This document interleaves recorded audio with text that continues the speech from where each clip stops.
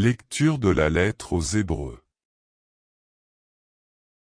Frères, la foi est une façon de posséder ce que l'on espère, un moyen de connaître des réalités qu'on ne voit pas. Et quand l'Écriture rend témoignage aux anciens, c'est à cause de leur foi. Grâce à la foi, Abraham obéit à l'appel de Dieu, il partit vers un pays qu'il devait recevoir en héritage, et il partit sans savoir où il allait. Grâce à la foi, il vint séjourner en immigré dans la terre promise, comme en terre étrangère, il vivait sous la tente, ainsi qu'Isaac et Jacob, héritiers de la même promesse, car il attendait la ville qui aurait de vraies fondations, la ville dont Dieu lui-même est le bâtisseur et l'architecte. Grâce à la foi, Sarah, elle aussi, malgré son âge, fut rendue capable d'être à l'origine d'une descendance parce qu'elle pensait que Dieu est fidèle à ses promesses.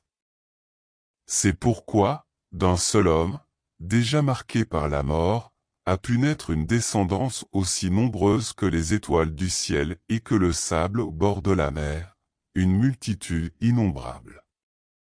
C'est dans la foi, sans avoir connu la réalisation des promesses, qu'ils sont tous morts. Mais ils l'avaient vu et salué de loin, affirmant que, sur la terre, ils étaient des étrangers et des voyageurs. Or, parler ainsi, c'est montrer clairement qu'on est à la recherche d'une patrie. S'ils avaient songé à celle qu'ils avaient quittée, ils auraient eu la possibilité d'y revenir. En fait, ils aspiraient à une patrie meilleure, celle des cieux.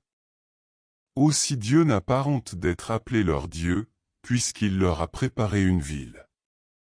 Grâce à la foi, quand il fut soumis à l'épreuve, Abraham offrit Isaac en sacrifice.